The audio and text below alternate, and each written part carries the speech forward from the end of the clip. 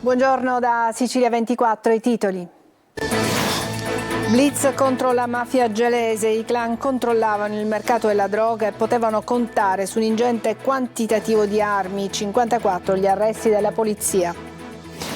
Droga e armi, smantellata a Messina una banda, 10 arresti, le indagini scattate dopo un duplice omicidio. Gela, sopravvissuta a 2 tentativi di strangolamento da parte del compagno, lo denuncia e lui la manda in tribunale per atti persecutori. Alle donne raccomanda, denunciate sempre. La drammatica storia di Marjal, fuggita dall'Iran, molestata durante la traversata, i suoi aguzzini l'accusano di essere una scafista e finisce in carcere a Barcellona, Pozzo di Gotto. Mosaici curati e turisti entusiasti. Piazza Armerina respinge le accuse di degrado della villa romana del Casale pubblicate da diversi media nazionali. Le nostre telecamere vi mostrano i capolavori dell'epoca romana. Salvate la cardiochirurgia pediatrica di Taormina, nuovo appello dei genitori dei piccoli pazienti e protesta a Palermo per ottenere una deroga. Calcio, momento nero per il Catania, il cambio in panchina non sblocca i rossazzurri, Conte a corner, pensiamo al campionato.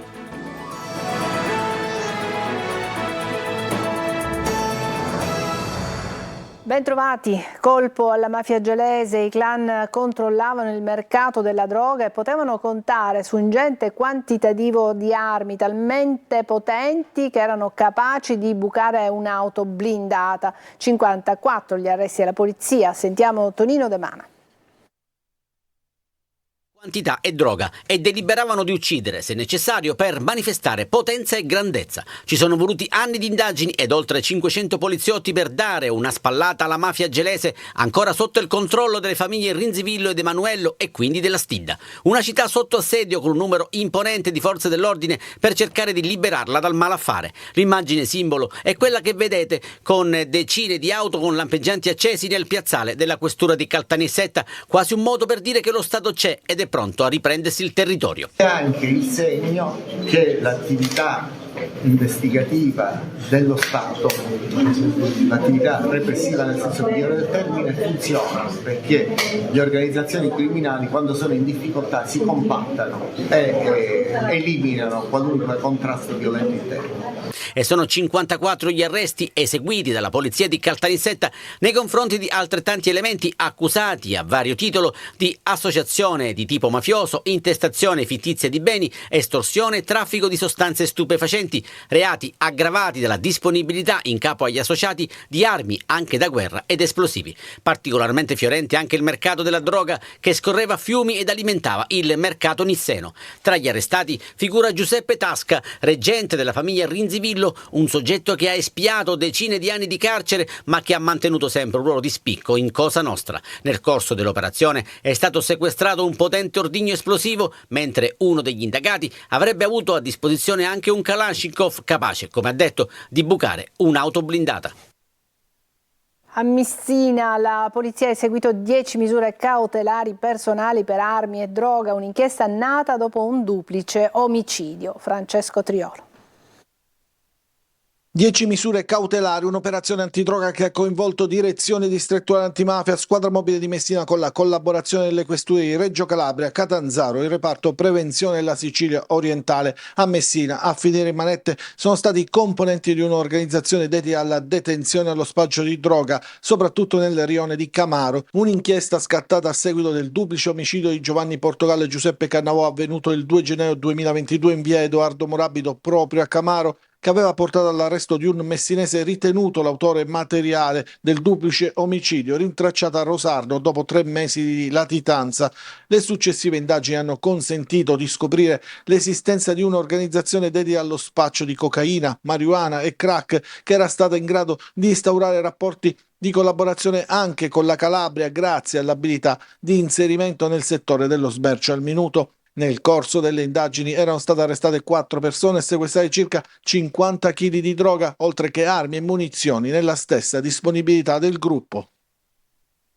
E adesso la testimonianza di Maria, sopravvissuta a Gela a 2 tentativi di strangolamento da parte del compagno che ha denunciato, ma ora si trova anche lei sotto processo perché l'uomo a sua volta l'ha denunciata per atti persecutori. Voglio ancora credere che esista una giustizia, dice, e alle donne raccomando, denunciate sempre. Gerry Italia. Per non farmi sentire dai vicini mi buttò a terra, mi bloccò le mani con le ginocchia e mi strangolò. E il vicino del piano di sotto capì che c'era qualcosa che non andava, salì bussando alla porta e dicendo che stava chiamando la polizia. Solo in quel momento lui mi mollò la presa.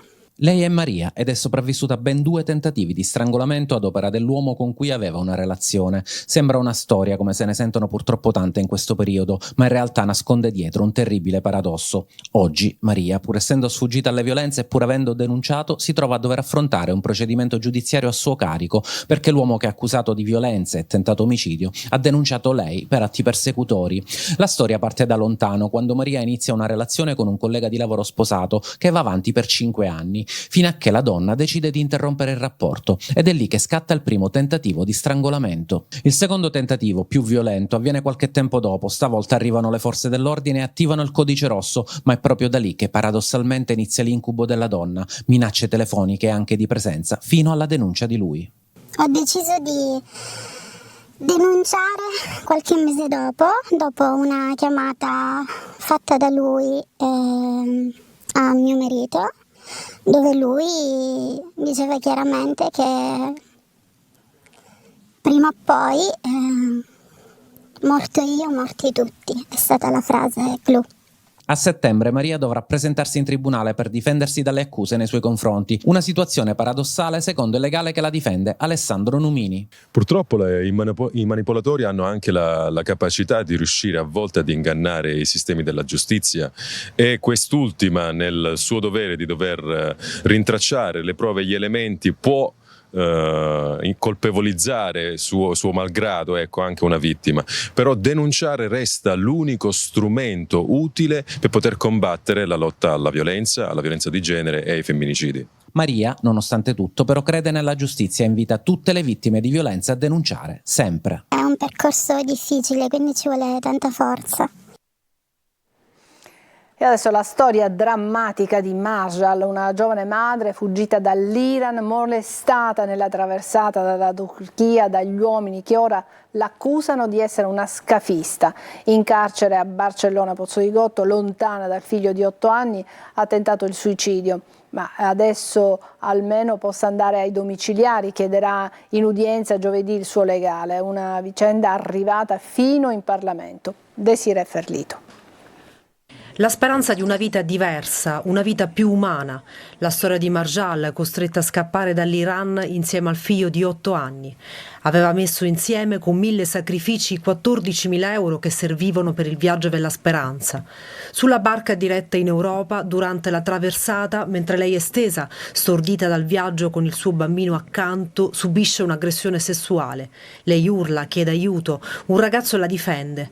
La barca viene intercettata e fatta sbarcare nel porto di Roccella Ionica. Alla solita domanda che gli agenti di polizia fanno agli sbarcanti: chi sono gli scafisti? Risponderanno proprio i 4 aggressori di Marjal, che per vendetta indicheranno lei e Amir, l'iraniano che l'aveva difesa.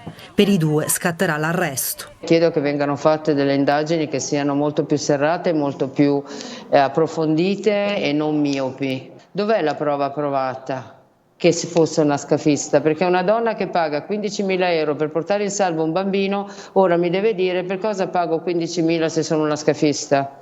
Qui inizia l'incubo nell'incubo di Marjal, già provata da quel terribile viaggio che sperava di poter presto dimenticare per conquistare una nuova vita per lei e il suo bambino, che invece viene affidato dal Tribunale dei minori a una famiglia afghana in una comunità in Calabria. Marjal da 5 mesi è in carcere in attesa di essere sentita, ha tentato più volte il suicidio. E lei psicologicamente come starebbe? Primo il trauma, gli tolgono il figlio, poi c'è il trauma che hanno tentato di stuprarla. Cioè, sta donna la dobbiamo proprio spezzare in 50 solo perché è iraniana e di un'altra nazionalità, o si rispetta in sé la vita e una donna? Un individuo, lasci perdere che sia donna e uomo, questa è anche madre. L'udienza del riesame è attesa per il 14 marzo. Voglio parlare col garante, che so che ha già chiesto anche di parlarmi, per cui insieme faremo un ottimo lavoro per questo bambino e anche altri bambini, ne sono sicura, ma il bambino deve tornare a contatto della madre. Mosaici curati e turisti entusiasti. Piazza Armeria respinge con forza le accuse di incuria e degrado della Villa Romana del Casale pubblicate da diversi media nazionali. Siamo andati con le nostre telecamere per mostrarveli. Luca Ciliberti. Ben conservati, in ottimo stato e veramente sempre belli, sempre straordinari. Imperdibili.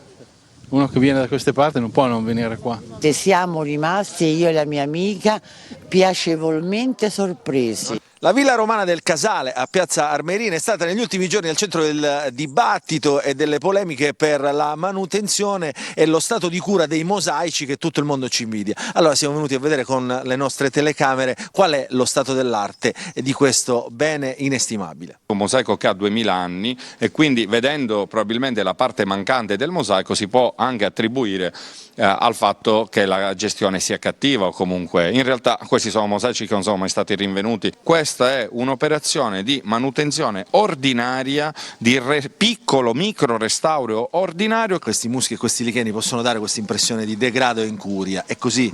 Certamente nel periodo invernale l'acqua ristagna in questa superficie dovuta al restauro del 2007-2012, si è pensato di sostituire all'originario giardino che drenava appunto l'acqua perché era un terreno naturale con questo cemento cociopesto. Danneggia o può danneggiare i mosaici che è il vero bene diciamo inestimabile? Innanzitutto questa è assolutamente una pavimentazione recente, ultimata nel 2012 e serve proprio ad evitare che l'umidità possa arrivare ai mosaici. Si è parlato anche di numeri dimezzati rispetto agli anni precedenti. Tra il 2007 e il 2012 ha intrapreso questi lavori di restauro e di sostituzione delle vecchie coperture.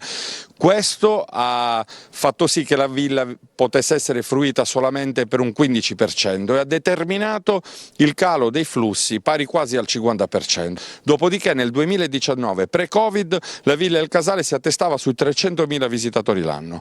Quest'anno chiudiamo il 2023 con oltre i 300.000 visitatori. Caccia a nuove fonti di approvvigionamento idrico in Sicilia per cercare di superare una crisi che è ormai alle porte. Acqua razionata, fontanelle chiuse in 5 province, le campagne sono a secco, gli invasi hanno poche scorte e la crisi sta per arrivare anche nei rubinetti delle case di città. Maglio Viola. Caccia all'acqua come antichi rabdomanti. In Sicilia si è aperta la ricerca di nuovi pozzi che possano alleviare la sete delle campagne e, molto presto, la sete anche delle nostre città. La crisi idrica non è ancora esplosa in tutta la sua gravità, ma i dati sulla raccolta d'acqua di quest'ultimo inverno denunciano una carenza grave che in estate porterà a difficoltà oggettive in almeno 5 province della Sicilia centrale ed occidentale e in particolare in 93 comuni. A confermare la gravità della situazione è stata Sicilacque, che ha deciso di razionare l'acqua in tutta la Sicilia centrale. La crisi coinvolge in generale però Palermo, Trapani, Agrigento, Caltanissette e adesso anche Enna.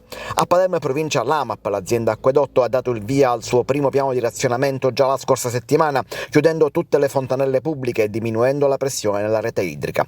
Un esempio adesso seguito anche nell'Ennese. Nel territorio la riduzione della pressione del 25% coinvolge 16 comuni. La crisi idrica è stata anche al centro di una serie di riunioni alla regione. Gli invasi non superano il 35% della loro capacità e presto dall'emergenza campagne si passerà all'emergenza anche nelle città. L'estate si preannuncia difficile. Lacrime e rabbia davanti Palazzo d'Orléans. È arrivata sino a Palermo la protesta dei genitori dei pazienti del centro di cardiochirurgia pediatrica di Taormina. Nuova manifestazione per chiedere la deroga e tenere aperto il servizio. Marco Gulla. Salvate la cardiochirurgia pediatrica di Taormina, un appello, un nuovo grido d'allarme da parte dei cittadini, genitori e dipendenti dell'ospedale, oggi a Palermo a manifestare davanti Palazzo d'Orléans. La proroga fino al 31 luglio è una spada di Damocle che pende sulla testa dei tanti genitori che grazie al CCPM hanno salvato le vite dei loro figli. Si parla del cuore dei nostri figli, non di cose lontane dalla realtà. Qua si parla del diritto alla salute dei nostri figli, si parla del centro che ha salvato mia figlia operandola 2 volte. Quindi noi chiediamo semplicemente il diritto alla salute per i nostri figli. La Sicilia ha di bisogno di 2 centri, quindi l'apertura di Palermo è benvenuta, era attesa, è giusta, ma la chiusura di Taormina non ci sta completamente. Questo genitore che sentiamo è venuto assieme al figlio, curato dalla cardiochirurgia taorminese. Mio figlio non potrebbe essere qui a quest'ora se non ci fosse stato l'ospedale di Taormina, l'equipe dell'ospedale di Taormina che si è impegnata per lui, per tirarlo fuori dalla brutta situazione in cui, ahimè, con cui è nato. Ci stanno spezzando il cuore perché i tempi sono ristrettissimi. A luglio scadrà la proroga, la famosa proroga che ci è stata data più e più volte. Io ho il terrore perché mia figlia ha una cardiopatia molto molto complessa e non può arrivare in emergenza un'altra equipe o qualcun altro a prendersi cura di mia figlia. Ultimi mesi di incertezza, poi se non ci sarà una nuova deroga il CCPM chiuderà. Io voglio il CCPM di Taormina perché il CCPM è il mio cuore, non salva solo i nostri figli e i bambini siciliani. E proprio sulla cardiochirurgia pediatrica di Taormina e sugli esiti della protesta di oggi davanti alla Regione perché si scongiuri la chiusura sarà incentrato il focus di oggi. Roberta Lunghi si collegherà con Palermo per ascoltare le famiglie. In collegamento anche Carlo Gilistro, deputato ARS e componente Commissione Salute dei 5 Stelle e il reparto di cardiochirurgia pediatrica di Taormina. Potete inviare le vostre domande con un messaggio al 342 74 55 005. E adesso una pausa, continueremo fra poco.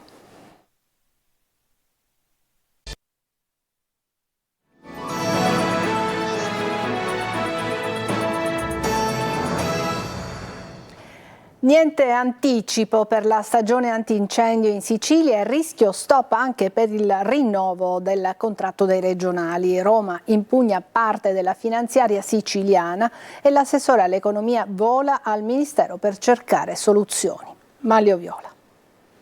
Tregua finita fra governo regionale e governo nazionale. Il Consiglio dei Ministri ha deciso di impugnare 3 articoli della legge di stabilità siciliana, una decisione che avrà conseguenze non soltanto politiche ma anche pratiche. Nella notte a Roma ha detto no agli incentivi per 4.300.000 euro ai dipendenti regionali, all'aumento delle giornate lavorative per gli operai forestali e antincendio e al potenziamento del CEFPAS di Caltanissetta, la struttura che si occupa della formazione superiore in sanità e non soltanto. Le conseguenze pratiche sono il rischio stop al percorso di approvazione del nuovo contratto ai dipendenti regionali, fermo ormai da 13 anni. Niente partenza anticipata, soprattutto per la stagione antincendio in Sicilia, visto che le vie tagliafuoco vengano scavate proprio dagli operai forestali stagionali che non potranno essere utilizzati più a lungo rispetto al passato. Prettamente politico il terzo stop riguardante il CEFPAS e di segnali politici ne arrivano anche altri. Sono almeno una trentina gli articoli della legge regionale collegata alla finanziaria e approvata dopo quella di stabilità, per cui Roma manifesta dubbi. La norma di maggior peso a rischio è quella che introduce gli incentivi da 18.000 euro all'anno per i medici in servizio negli ospedali delle piccole città, per una spesa complessiva di 10 milioni di euro per la regione. A Palermo adesso le scelte sul cassare queste norme oppure resistere davanti alla Corte Costituzionale, ma per l'assessore all'economia Marco Falcone l'impugnativa non crea alcun problema. L'assessore regionale però è già volato a Roma per affrontare la questione col Ministero, ma parla soltanto di norme marginali che non cambiano l'impianto complessivo della legge. Al Liceo Galilei di Catania c'è un nuovo laboratorio scientifico all'avanguardia, frutto della vittoria del concorso nazionale Mad for Science. Gli studenti adesso avranno la possibilità di fare esperimenti di biologia molecolare e cellulare con attrezzature di livello universitario. Eva Spampinato. Microscopi ottici e a contrasto di fase, cappa a flusso laminare, frigo termostato, incubatori. Quelle che vedete sono le strumentazioni scientifiche all'avanguardia del nuovo laboratorio del Liceo Galileo Galilei di Catania e sono il frutto del lavoro eccezionale di questi studenti. Sì, perché appena un anno fa il Galilei vinceva il concorso nazionale tra 146 scuole italiane Mad for Science. Il progetto che ci ha fatto vincere consisteva nel cercare di studiare il metodo per interrompere l'avanzata delle muffe attraverso l'utilizzo dei lieviti. 75.000 euro il premio per il primo classificato, che si sono concretizzati in nuove strumentazioni che permetteranno di fare esperienze nell'ambito della microbiologia e della biologia molecolare e cellulare. Cosa vorrei fare da grande? Io desidererei intraprendere la carriera medica e probabilmente studierò medicina il prossimo anno. Ma dietro ad un gruppo di studenti geniali c'è anche e soprattutto il lavoro di professori che dedicano tempo, indicano la strada, aprono la mente.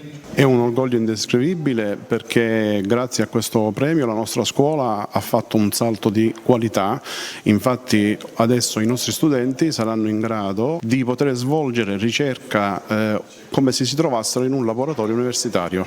Proprio per questo il progetto della Fondazione Diasorin si rivolge anche agli insegnanti delle scuole vincitrici che riceveranno una formazione continua. È fondamentale trovare un maestro nella vita, credo che questo sia proprio l'avvio a un percorso di individuazione delle proprie personali vocazioni. In un momento storico in cui si parla di Gen Z e giovani svogliati, succubi dei social e delle demenziali sfide sul web, queste sono le challenge che ci piacciono.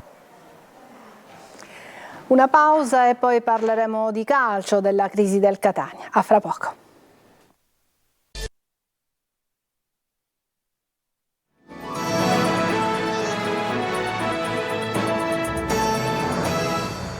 Eccoci al calcio, momento nero per il Catania che rischia di essere risucchiato nella zona play-out. Il cambio in panchina non sblocca i rossazzurri.